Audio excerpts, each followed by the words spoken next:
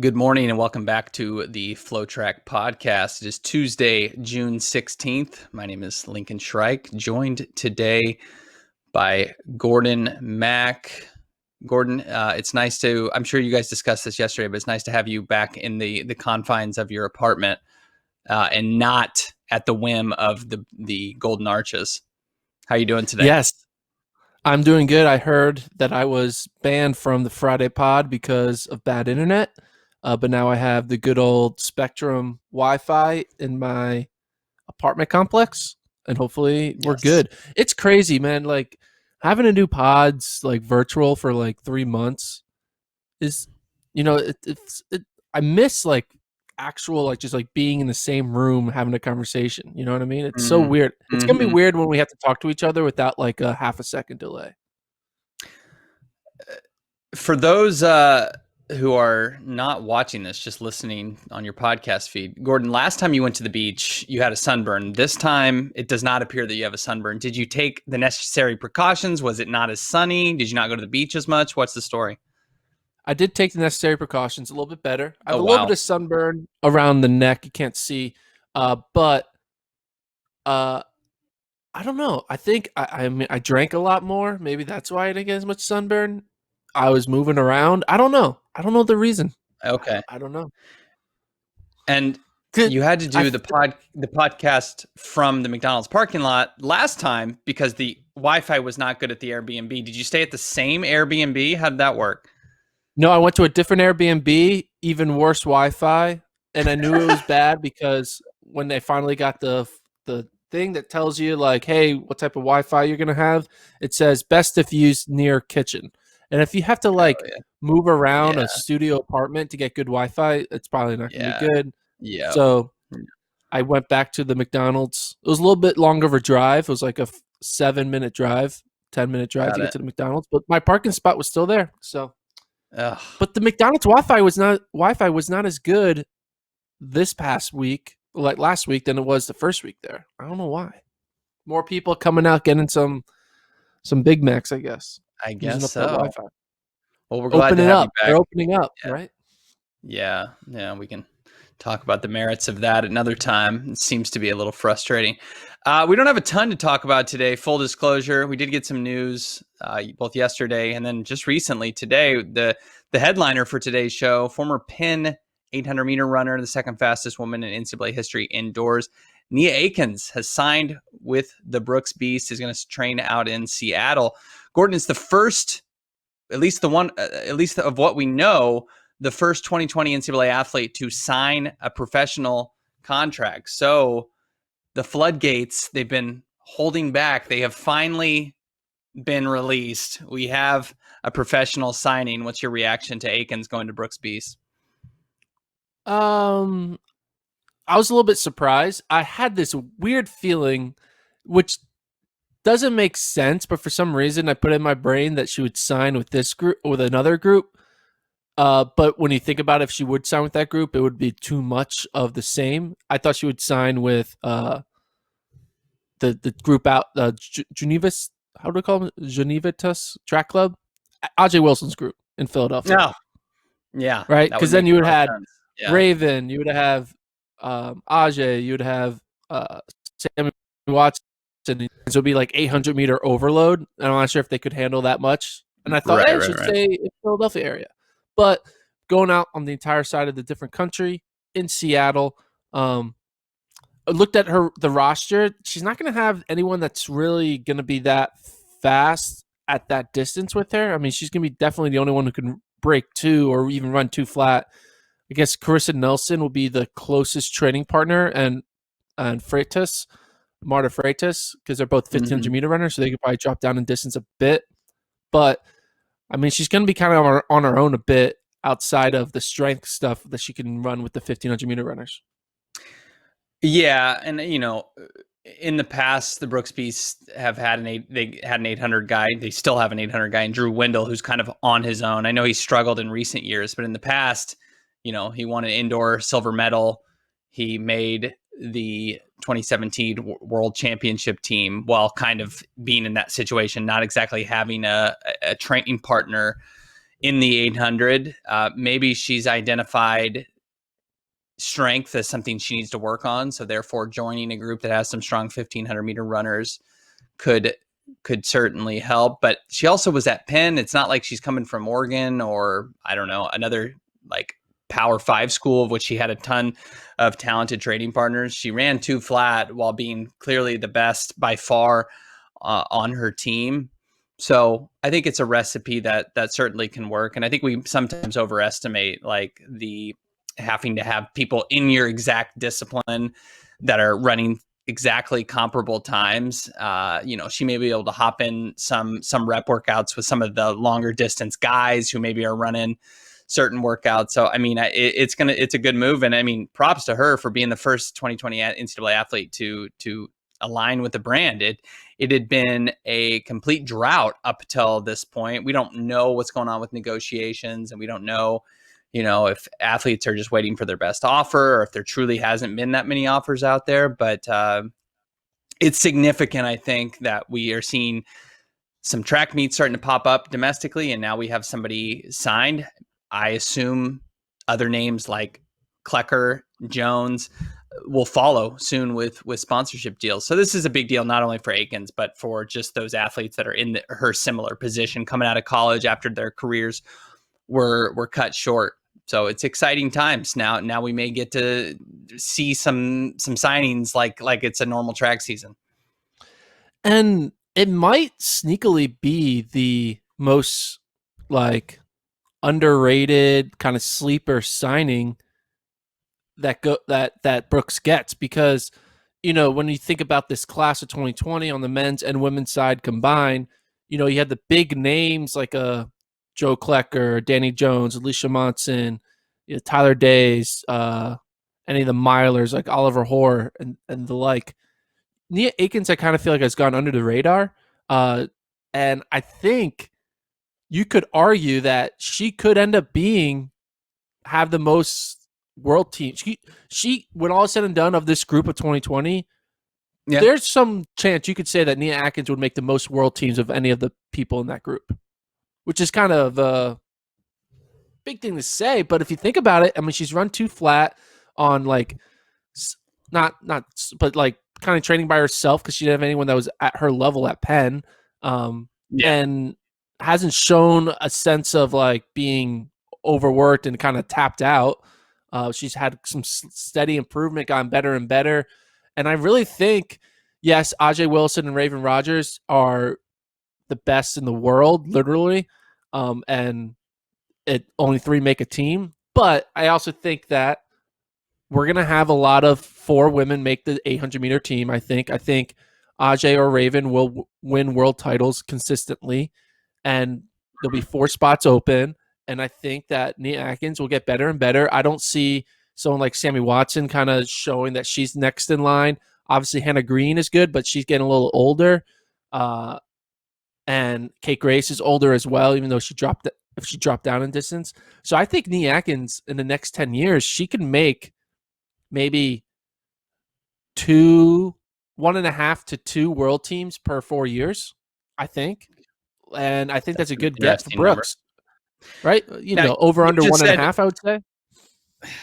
That's fine. I just want to point out, you just said Hannah Green's getting older. She's younger than Ajay Wilson. So, I mean, by a few months. So, I mean, Hannah Green's only 25 right now. So I don't think we can call her 25 getting older. She's older than Nia Akins, who's 22. Ajay Wilson's Nia Akins is only 21, but we can debate ages all we want. I guess it's subjective. That's fine. We're calling 25 old. What it's all though. Good. The average career span of an elite athlete is 22 to 26. Like that is their prime. Your prime is 22 to 26. If you're good before that or after that, you are an outlier. You're an all-time great. You're like a Leo Manzano type, a Centro type. So when I say older, once you're on the wrong side of 26, you're not your future isn't ahead of you. I mean, I could say that there's some people who go out there and run 15:04 at the age of 35 and laugh at that statement, but I really do think Nia Akins could be the most sleeper underrated signing of the entire class, and she's the first one to get signed. So Sure. Brooks, I think, had a good pickup in this one. I mean, certainly a late bloomer. She was incredible in 2019, getting second both indoors and outdoors, and she made the U.S. final.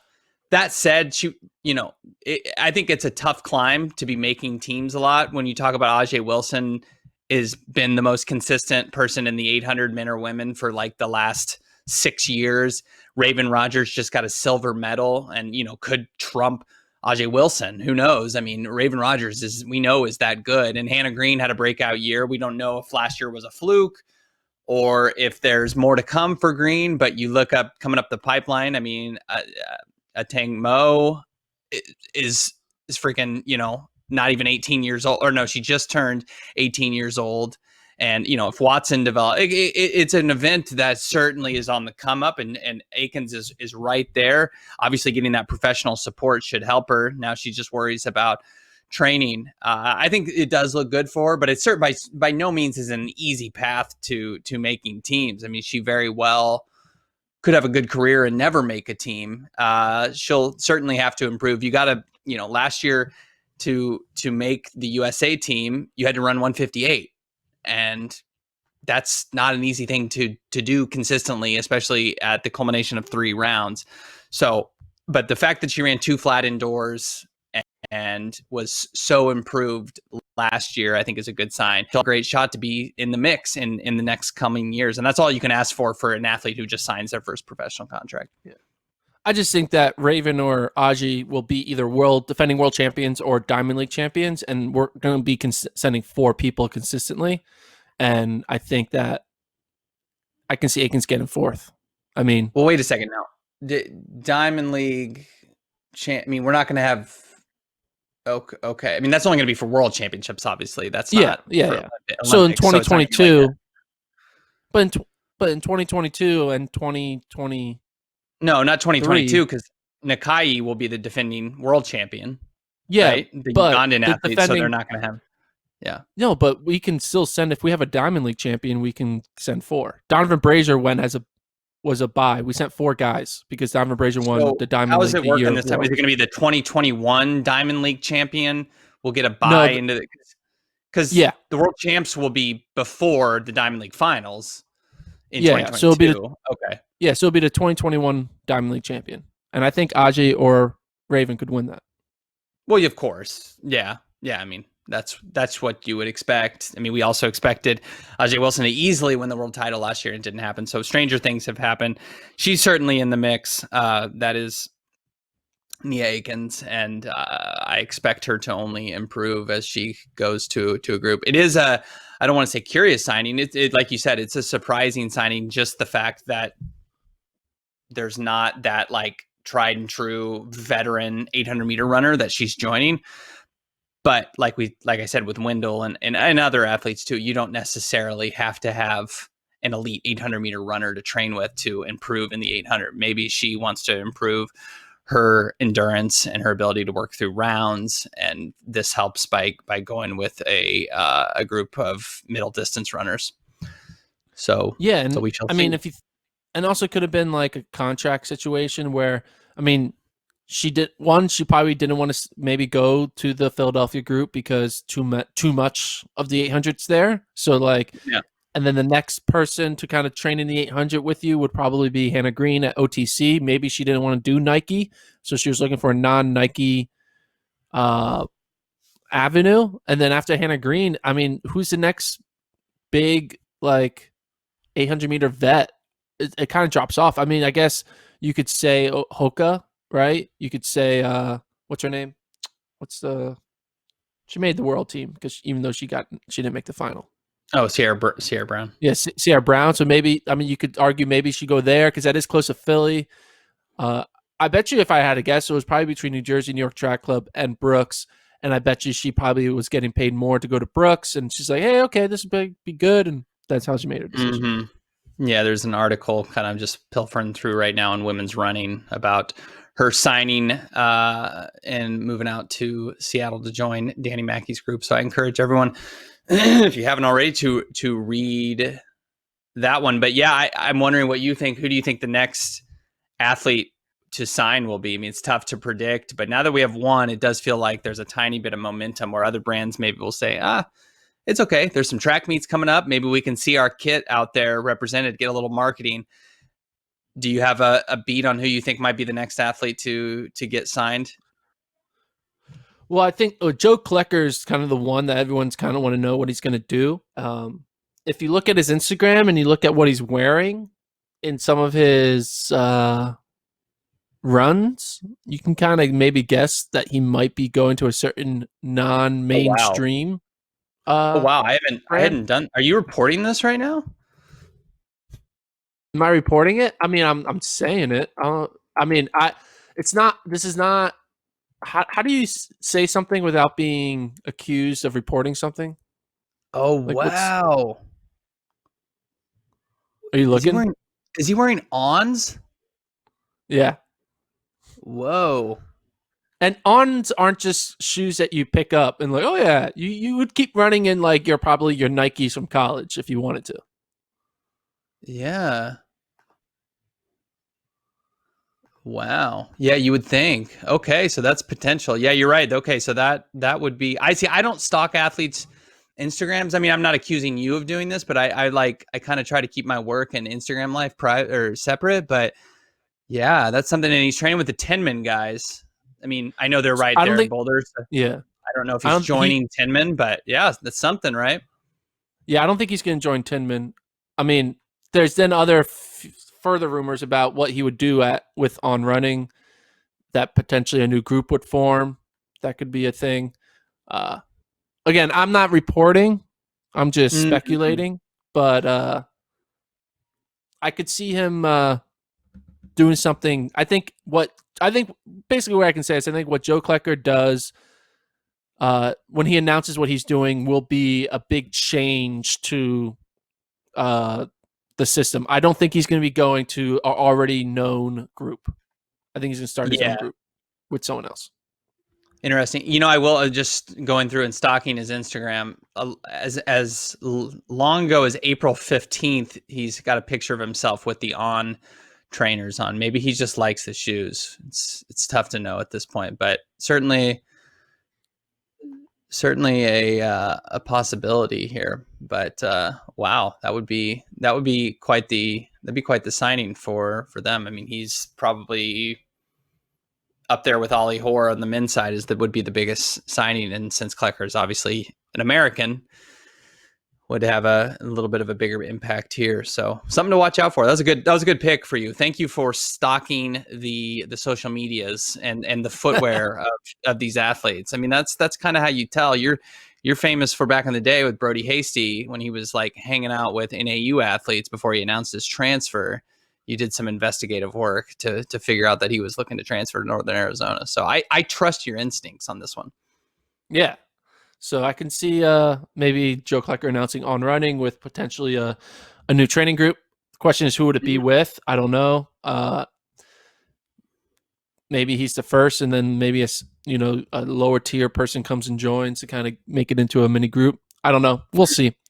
But I think we'll probably hear something about that probably in July. I think they're gonna wait. Maybe, I don't know. So, why do you say that? I'm just curious. I don't know. July, isn't that like a new year or something? Is that like quarter? God. That's Q3, right?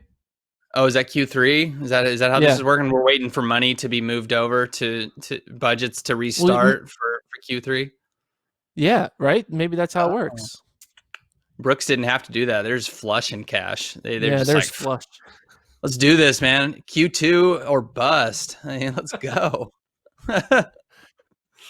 All right. So, yeah, exciting things ahead. I mean, I'm happy to see some a pro sign, and hopefully more to come. Other bit of news: we've had some transfers. I mean, throughout basically the year, it's a big time for transfers. I think with people getting extra years of eligibility. This one was not necessarily exactly that situation, but 2019 NCAA indoor 60-meter hurdles champion Chanel Brissett transfers from USC to Texas. She didn't have the greatest last indoor season, but when she is on her form, she's been very, very good. Runner-up at the 2019 outdoor championships in the 100 hurdles. uh, run 12:52. I forget what she's run indoors, but I think the bigger thing, I mean, she's coming to Austin, I guess we can say, to be coached by Edric Florial, arguably the best hurdle coach in the entire world. Going to train with Kenny Harrison. What are your thoughts here? Yeah, I guess the big question is what's the reasoning, right? And why would you leave a place like USC? Great California weather. Their team is stacked, and you would imagine they would continue to be good the final 2 years of her season. It could be for multiple reasons. I mean, could she have lost some money in her scholarship because she didn't perform well during indoors? Maybe, probably not. I don't know.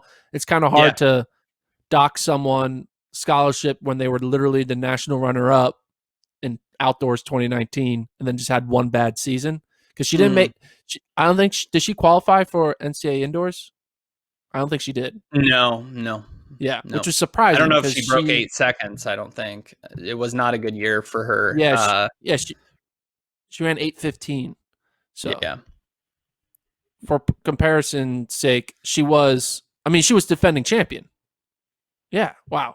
She was defending champion and then didn't even qualify next year. Could have had an injuries. Injury. Yeah. I mean, it could be something as simple as that, a slight regression, or just need a change of scenery for her to want to go to Texas. But I mean, I don't think you can fault. First of all, I realized yesterday when I wrote up the piece about it, like saying like, oh, best hurdle coaches in the world and Coach Flo, is to diminish what they have at USC. Clearly, they have hurdles figured out at USC as well. That's where Rai Benjamin went. They've had stars in the women's hurdles. Anna Cockrell just won the 400 hurdles last year, so they have stuff figured out there too. I think it maybe just is something of a change of scenery, but you can never fault someone for saying, I want to train alongside the world record holder in Kenny Harrison. And I mean, you would think if there's any weaknesses in her start, Harrison is a fantastic starter, and Flo has obviously coached not only Harrison, but Jasmine Camacho Quinn, Sydney McLaughlin. He knows what he's doing when you're going over barriers. So this is certainly a positive move for her, especially if she attributes any of her regression last year to needing a fresh start. Yeah, and Texas had, what's her name? Oh man, the Georgia girl. Tara Davis. Tara Davis. Yeah, so Tara Davis got injured, I believe. She was ready to have her first year this year, but then got injured again. But she is a hurdler who have yet to really see her full potential because sitting out a year and then also getting injured. And she was really good as a U20 hurdler and U20 long jumper. So Bridget will have obviously she'll have like the pros with her, but she'll also have some collegiate teammates who can kind of push each other to both go through rounds together, go through the system together, not just the pros who are there at practice. So that'll be good for her as well.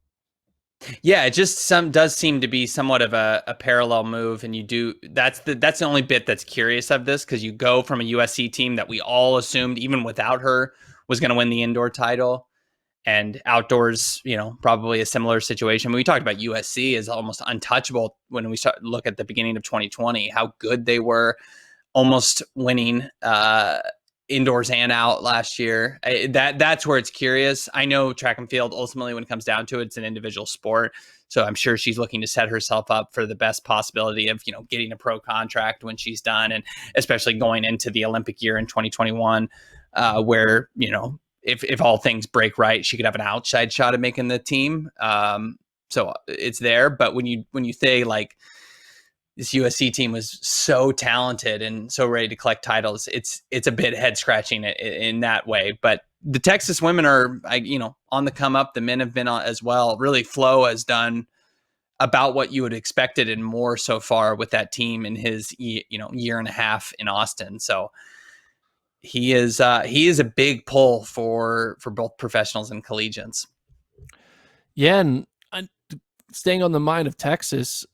Texas, the men, the women are showing that they've been good, but the men have a chance to be really good outdoors next year because they sign Kieran Tuntev. I don't know how to say his name. Kieran Tuntavate, I think. Tuntavante there. Wow, I was way off. Carrying Tuntavante of Harvard, who will have out the world's ability. You throw in him, who can score points Score. in Yeah, he can score. in the 5K or 10K, probably the 5. And then you throw in Micaiah Harris in the short sprints, Jonathan Joes in the 400. They'll return Adrian Pippery, the shot putter.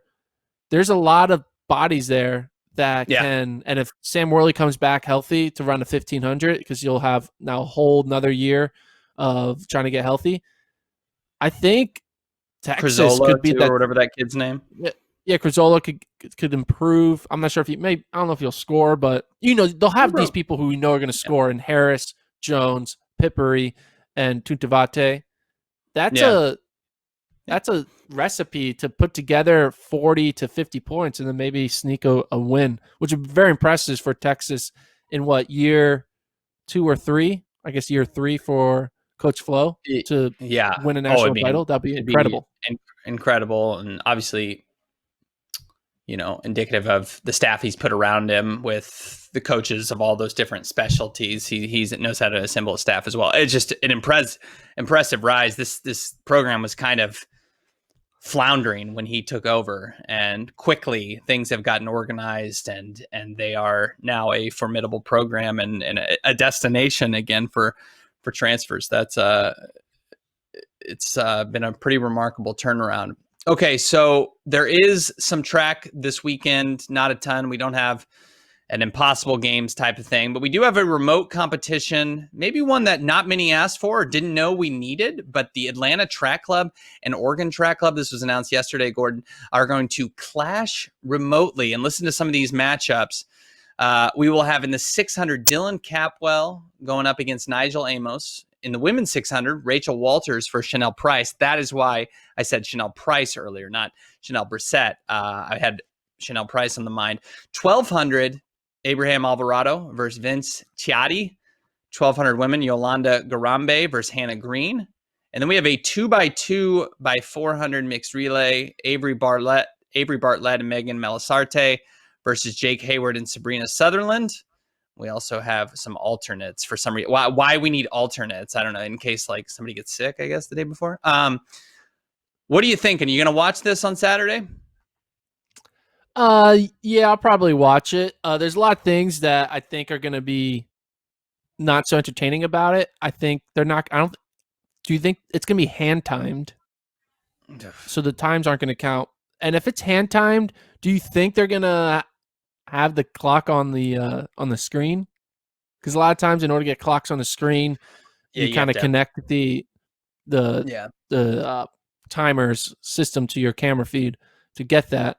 I'm gonna be interesting to see how they display it, because if you notice, a lot of these meets think broadcasting 2 different locations is easier said than done. You notice that during the Impossible Games, they pre-recorded everything because did they think they're going to have strong internet in Kenya? Do you think you're going to have strong internet everywhere you go? So people think I think when people are just born with these phones everywhere and thinking you can easily film everything, when push comes to shove, when you actually have to do it, it's a lot more complicated. I know that because we work at Flow, and it's a lot more complicated to live stream than people think. Yeah. Especially live stream with the ability to see, you can hold a camera, you can hold an iPhone, but an iPhone doesn't zoom, right? You're not going to be able to see 200 meters away. So I'll be interested to see how they pull off the production.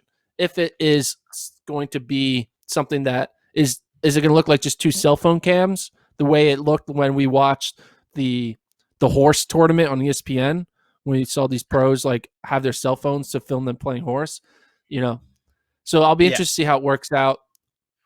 I don't know if it's just watching someone time trial at 1200 or 600. They're not really racing. I mean, it's something. I'm excited to see Nigel Amos again. We haven't seen him since last outdoor season. Then he pulled out of Worlds after running 141 there at Monaco. So fun to see what he can do. I assume he'll have a big advantage over Capwell. I do kind of want to go into a little bit more details about what you were talking about with the technology. And this is interesting and kind of what I'm most excited to see, if I'm being honest here. So this is in Dave Monte's write-up for Race Results Weekly about how they're going to kind of accomplish the logistics of this. Quote, interestingly, the broadcast will take advantage of innovative technologies and creative solutions, including the use of zero-emission electric vehicles to capture footage of the athletes as they race. Atlanta-based Mercedes-Benz USA will be providing a vehicle on location in Atlanta. Archimoto, an EV manufacturer based in Eugene, will be providing a fun utility vehicle to use on location in Eugene. The show will be produced by Tracktown Productions. How did they pull this off? How did they get like you call up Mercedes-Benz and you're like, hey, can you provide a car for our remote track meet? Can I just stage a track meet and get a Mercedes-Benz? Like how do we pull that sway? This is how it works. When you go to local dealerships, they love promotion. So it's not, they didn't go to Mercedes-Benz HQ headquarters. They went to Mercedes-Benz of Buckhead, which is just a location in Atlanta. And I think it's kind of easy to be, hey, we're doing this cool track meet during coronavirus. We could put your car in the feed. It's going to get, you tell them it's going to get millions of views, which it won't, but you tell them that, and then you get a car out of it. That's how it works. These car dealerships don't know. They're like, oh, okay, yeah, sure. No one's come into this car. No one's bought a car in like 3 months. Why not? We have a lot extra in the back lot. That's what I think. My parents bought a car about 2 weeks before the country shut down. It was a great investment for them. Let's see. Have you ever heard of Archimoto, an EV manufacturer based in Eugene? Have you ever heard of Archie? No, I do like that they had to make sure they said zero emission electric vehicle. It's like, okay, cool. I don't know. I mean, listen, I'm as green as they come. We know that about me, but even for me, that was like overdone. It's like, I don't care if you have a Hummer out there at this point. At least it's something. Like, you don't need to like tell me that we're not going to be adding like carbon emissions at this point. It's a little bit too, I don't know. You're as you like to say sometimes, virtue signaling. It's a little bit. Oh, we're going to make sure. Okay, great. We're going to make sure all the athletes who drive to the track, are they also going to be using zero emission cars? Probably not. So we are going to use one zero emission car, and we're going to need it because we need to offset all these cars that are going to be driving into the parking lot. No, it's all just like, what I would have most liked to see here is I would have most liked to see Pete Julian's group come to Eugene and in person with whatever social distancing race OTC's group. I want to see Nigel Amos versus Donovan Brazier in an 800. Ooh. All respect to Dylan Capwell. Who do we want to see race Nigel Amos? It's clearly a guy who lives in Portland already. It's Donovan Brazier. That's what I want to see. And Chanel Price in the 600. I mean, I don't know. Can we get like Ajay Wilson or I don't know, a 400-meter runner? There's just other names I would have preferred to see. I think it could have happened. The Atlanta Track Club is great. They put on a great Olympic marathon trials, but there were some other matchups I would have preferred to see if I was let in on this. But of course, they didn't ask me. They didn't ask me what zero emission cars I would have recommended. That wasn't plugged. This is what we should have got. Yeah. We should get Pete Julian's group versus OTC, and they run a weird ass relay. They run a weird ass relay. It's the opening leg runs 600, and then the closing leg runs 1200. Because these people don't want to run real races. Whatever. I'd still want to see this. So it's an 1,800-meter race, but the first leg runs 600 and the second leg runs 1,200. That's all it is. And the first leg is Amos versus Brazier, and the second leg would be Engels versus Blankenship. I mean, there you go. We figured it out, right? I mean, let's freaking go.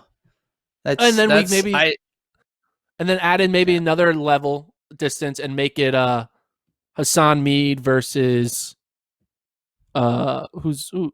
Because I'm not really good at segmenting who's technically in Pete Julian's group versus Paul Tanui. There you go. Eric Paul Jenkins. Tanui. I mean, any of those guys. Yeah, I yeah. guess that'll be good.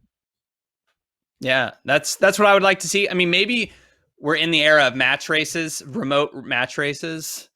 This will continue.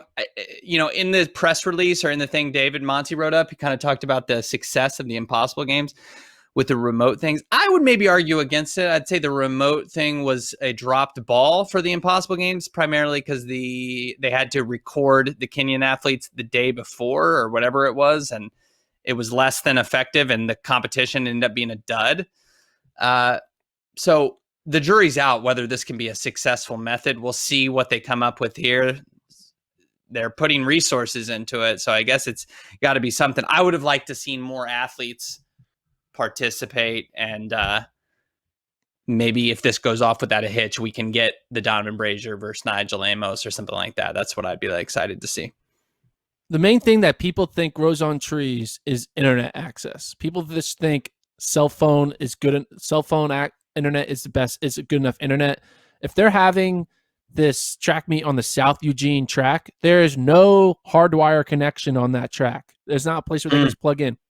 It's really easy to stream when you're in a stadium that has a connected hard line with millions of megabytes upload and download. But when you're in the middle of nowhere, like in the middle of Kenya, or if this Atlanta track just happens to be in the middle of a park, you don't just get internet in the middle of a park. Just because you have cell signal doesn't mean you have good enough internet to live stream something. I would hope they know that. I think they would know that. And if there's anyone who knows that there's Diamond League people scarcity of internet, yeah.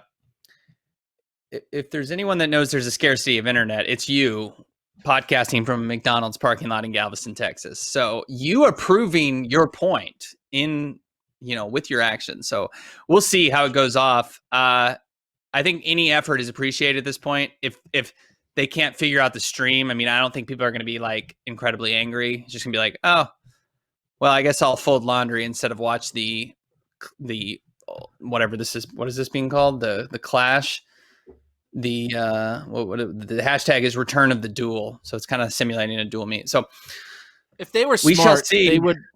If they were smart, they would fake live it. They would have everyone do it, film each one, put it together, and pretend it's live, and just tell the athletes. See, that's the problem. Asbel Kiprop's going to tweet it out. Asbel Kiprop's going to spoil the thing. He's going to be, don't lie. You did it yesterday. He's kind of a pre-recorded narc, if you will. So you can't get away with that anymore. There's too many people watchdogging to figure out. I don't know, man. We'll see how this goes off. I guess I'll be watching. Check to see if there's any product placement with Mercedes and EV Moto or whatever, the Archimoto. What was the character on the Hunchback of Notre Dame? What was that guy's name? Quasimodo. Quasimodo. That's what I keep thinking of when I think of Archimoto or whatever. Let me hold on. I gotta figure out what was the name. Archimoto. Quasimodo. I'm thinking of Quasimodo. There you go. Okay, I think we can leave it there for today. We've done enough damage to track and field community for one podcast episode. He is Gordon Mack. I am Lincoln Shrike. The email, FloTrackPodcast@gmail.com. Write us in with your questions, who you want to see in a match race, who you think is going to sign next, whether Joe Klecker is signed with On Running or not. Let us know. And until then, we will see you tomorrow.